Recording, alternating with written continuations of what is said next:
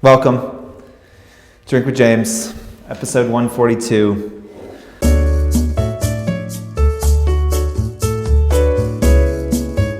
You know, they say all good things must come to an end, and while I am not stopping Drink with James, this is the final episode that we will shoot in this room. We have shot, how many have we had off-site? 5, 4? 5? I would say maybe around 5 or 6. Yeah, and with the guests, maybe we probably have shot 130 episodes in this room. God knows how much whiskey I have drank. Some good news though. One, we're moving into a bigger space, and progress is the best drug in the world, and so that is great. 2, we're hoping that the new space will have better sound. I think it probably couldn't have worse sound. It definitely have worse sound. So we are getting out of the echo chamber, and we'll hopefully be in a place that has better sound. So that has certainly been a struggle since the beginning, and as much as we tried, we couldn't do anything about it because it was just the room that we were in. So we will be filming from a new place in our new office next week. I am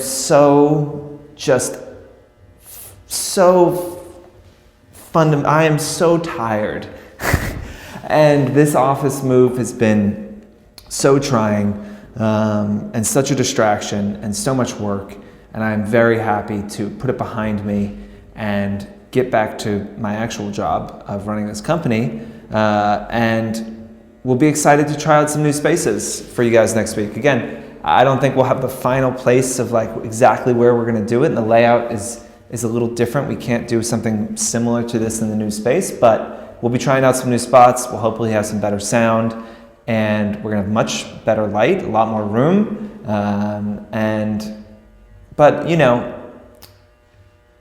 we kind of went through a lot in this room, and I say, you know, I'm not sentimental. Like, will I miss it? You know, will I miss the strange buzzing that's going on right now that we can never really place where it's from? Like, no, I won't miss it that much. But it served us well, and we bid it farewell. And we're gonna like Marie Kondo this place and be like, you know, you no longer spark joy. I'm leaving. Goodbye. So let's just get into look, this is the second thing I filmed today. And I've been working like 18 hours a day, so I'm gonna skip the rest of the intro and just like get into the questions. Let's do it.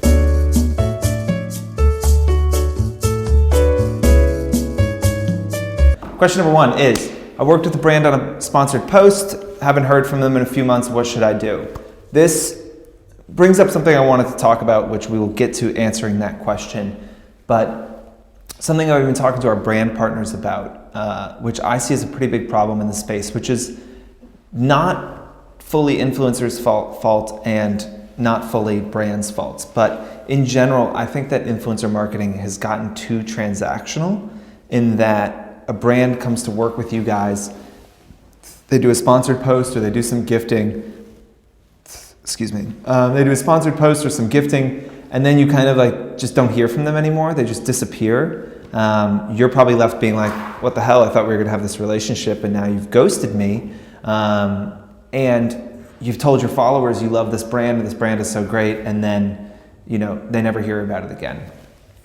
I think that like as an influencer, when you onboard someone to be a brand partner, to do a sponsored post with, you need to be thinking about that as like a 6-month thing. And I think you need to be thinking about, you know, how you're gonna continue to support the brand. This is something Adalia talks about in her talks. I believe her and I talked about it on her podcast, which I was on, which Tim will throw a link to. But you know, when any of her talent does a deal, she always gets them to do some bonus organic posts for the brand after their sponsorship is done. You know, I don't think you do your followers a service by just posting about a brand once and then piecing out. And like every influencer I talk to, every influencer panel I've watched, right? Influencers sit up there and they say, I would never do a sponsored post for a brand that I don't love. and then they post about it once and they never fucking talk about it again. So I'm led to believe, feels like maybe you guys are doing posts for brands that you don't love, and that's okay. Like, we've talked about that before, the fact that like you can't absolutely love every single brand that you work with, but I do think you have a responsibility to your followers and to your client and to your brand partners to try and integrate that product into your life more. And I'm not saying you have to give them 10 in-feed posts for free, but if you do a sponsored post for them, try and get them in your stories. Try and include them in a what's in my bag post. Try and do something. And then as time goes on, if there's opportunities for you to reach out to try and get gifted product, like, let's say it's a makeup brand, you do a post for their foundation and you're going on a trip and they have a new foundation with SPF that just came out, reach out to them, ask if you can get some so that you can post about it when you're on your, fabulous beach vacation, as I sit in a conference room and bang my head against the wall for 10 hours a day. Get proactive, get creative. We talked about doing newsletters for brands, and a lot of you have done that, and a lot of you have told me that you're getting brand deals from your newsletters, and that is working. But you also need to have some sort of CMS that has all your brand partners, and maybe the last time that you've mentioned them organically. I would have who my brand partner is, how much money to date I have made off of them, total lifetime, the last time they've worked with me in an official paid capacity, and the last time I've talked about them organically. And I would, if a brand had paid me, I would make sure that, no more than 3 months goes by without talking about them organically, because this is a relationship, and you have to understand the expectation on the brand side when they pay you is that they want this to become part of your life. Like this, if you work at that brand, you're like all in on it, right? You love this product, you think it's life-changing, like it's incredible, and they send it to you. Here's an example. I had a meeting the other day with a client, I'm not gonna say who, and they talked about how they paid an influencer to talk about their product, and they were happy with the post, and a month later in their stories, they saw a competitor's product in their kitchen that had replaced their product. And that competitor hadn't paid them, but they just never used the product. And the brand was really upset, because understandably, they're like, what the fuck?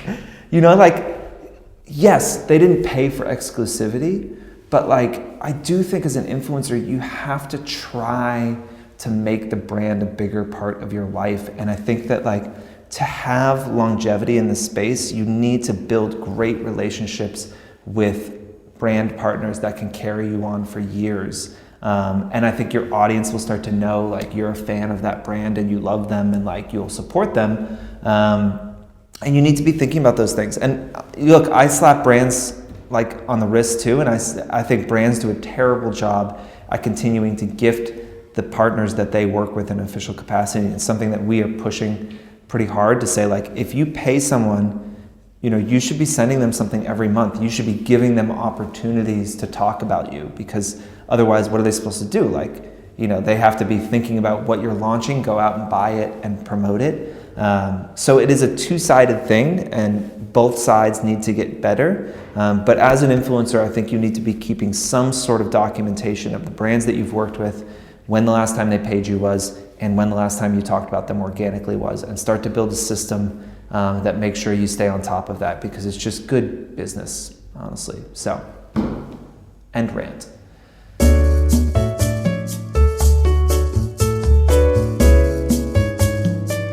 Question number 2, should I be thinking about saves? What is normal? How many saves should I be getting for a post? Something like that.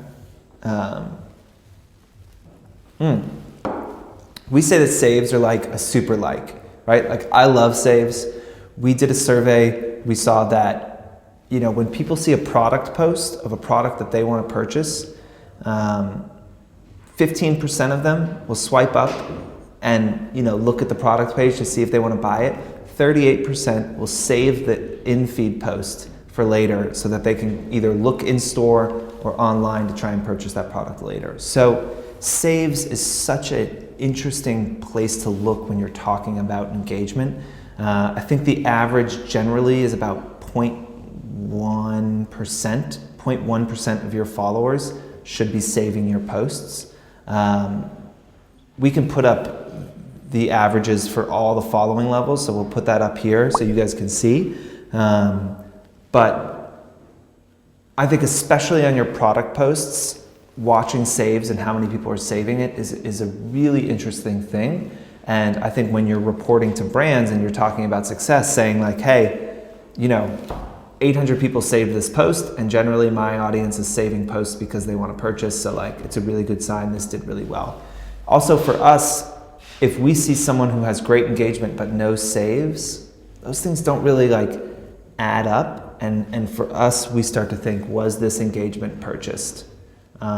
Because if you have people who are really engaged, generally they're also saving the posts. So if they're not saving the posts and you have high engagement, it leads us to think that maybe, maybe you've been purchasing engagement. So it's definitely something that you want to watch and understand and look through, go into your insights, look at your most saved posts, see what they are, and try and figure out how to optimize for that. But it is useless if you don't report it back to brands and tell them what's happening and get excited about that. It's definitely a way to kind of separate yourself and just know it is a metric that we as a company are watching very closely and we're reporting to our brand partners. So you should start to pull that into your reports as well. Have you seen or heard many people talk about saves, like in meetings or influencers in general? Like, seems like there's a huge upside to kind of being on top of that. Yeah, I haven't heard people talk about saves or sent, how many people sent that post to a friend. You guys need to, you need to be thinking about this. There's only so many metrics that are in your Instagram, and you need to be understanding, like, again, ask yourself, why would somebody send this post to a friend, right? Because they want that friend to see it, because they're interested in it, because they're making fun of you. I mean, there's only so many options of why they would send it to somebody. And so if you have a post that has a lot of sends and a lot of saves, you have to ask yourself why and try and take a guess. And then as you're looking at all of your content, you're seeing the performance of those things, start to try and understand what is happening and understand how to tell that story to brands, because I'm not hearing a lot of brands talk about it. I don't think a lot of brands are thinking about it. It doesn't mean they shouldn't be, and certainly we are banging the drum about it. So I think it is a metric that's going to become more important in the coming weeks, or in the coming months. Okay.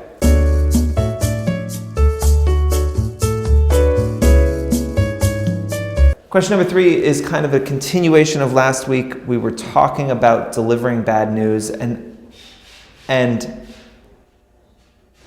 the question that came out of that was just like, how do I tell a brand disappointing news? Like, what do I actually do? Last week we talked about do it quickly. Now it's like, how do you do it? How do you do? Which is always a weird thing, do. How do you do? So how do you push back? So first, do it early, as quickly as possible. Second, I wouldn't lie. Something that being people's boss, something that's been really interesting is that the lies that you tell as an employee, like when you're hungover, or you don't want to go to, or you just don't feel like going to work, or you forgot to put your vacation request in, and then you say a day before your flight, oh my gosh, last minute this thing came up and I booked a flight and I have to go. Like, all of those little lies that I used to tell as an employee that I thought were so clever are so transparent. And I know all the parents out there can probably commiserate with me that your kids lying to you about things is very easy to see through. Same for the brand side. If an influencer has some big, huge excuse about why they didn't do a post or why they screwed something up or why it's late, it's just it's so transparent that you're lying. So I think one is don't lie, because it's not doing you any good. So just be honest about what happened. And the next is thinking about, what are you going to do to make it better? Lay out a plan. When we screw something up with our clients, which is exceedingly rare, but when we do, we don't say, hey, screwed this up. Sorry. Hope you forgive me. Bye. I'm going to go hide under a rock. No, you say, hey, this happened. Here's 3 things that I'm working on to fix it. And here is exactly what I'm going to update you. And so you have to think like, hey, XYZ happened and you're not going to get what you want. Here's everything I've done to try and fix it, and here's what I can do moving forward. I can give you 2 free posts. I can cover this. Whatever it is, you need to give them something to say, shit, that's really bad. That like screws up what I'm doing, is their first thought. And then like, okay, but there's a plan here. They've thought it through. And even if that plan doesn't make it better, because a lot of times it won't, if a brand is launching something on a certain day and they need you to post and you don't, like posting the day after isn't really as helpful. So like sometimes you can't make up for your screw up, but not presenting an option just says, I don't care. I just didn't even give a shit enough to I didn't even give a shit enough to think about a way to make this better, because this relationship is so meaningless to me that like I couldn't be bothered. Like, that is what it feels like as a brand person when an influencer is like, sorry, that can't happen. My dog was in the hospital for 2 nights and I had no internet, and then my phone disappeared, and I'm now, deaf, dumb, and blind, and like it's impossible for me to do anything. Like whatever the insane excuses that was made up, it just all makes it feel like you don't care. So I would just say, like, 1, be a decent human and actually care, but make sure that empathy and the care actually comes through. And the best way to do that is to show that you've thought about this, you've also worried about it, and you've come up with what you think is a reasonable plan to, if not fix things, put a little Band-Aid on it and make it better. And if you screwed up and you owed them 1 post, I don't think you make good by giving them 1 post, you make good by giving them 2 posts. You have to go above and beyond, because it's not like an apples to apples thing there. Again, I know it's kind of a continuation of the last question, but learning how to tell people disappointing news is a huge life skill and life hack. And this is true not just of your professional relationships, but your personal ones as well. People just want to feel like you care. Have you ever, I'm sure you have, but not work with an influencer again because you knew they were straight up lying about? Yeah, I mean, we have a shit list in the office. We have a list of influencers that are blacklisted that we will not work with. And Adelia and I talked about this on her podcast, and every brand has a blacklist. Every brand has a list of influencers that they will not work with because the experience was bad. And people make mistakes, and you don't get on the shit list by making a mistake. You get on the shit list by making a mistake and then not trying to fix it and not caring.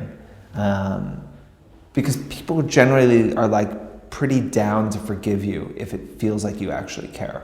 And again, you will not get on that shit list if you screw up, but make a big effort to make it better. You will by screwing up and not making that effort. So listen, guys, Tim and I talked about maybe having a baseball bat, and at the end of this episode, me standing up and smashing the glass behind it. But in my weaker moments, I fear that I'd hit the baseball bat and it wouldn't, the glass wouldn't break because I'm such a diminished man right now, and I wouldn't even have the strength to break it, and then that would be embarrassing, and then it's just another thing for me to feel bad about. So we're not going to do that, but I thank you, 73 Spring Street. We'll see you at 72 Allen. Peace out.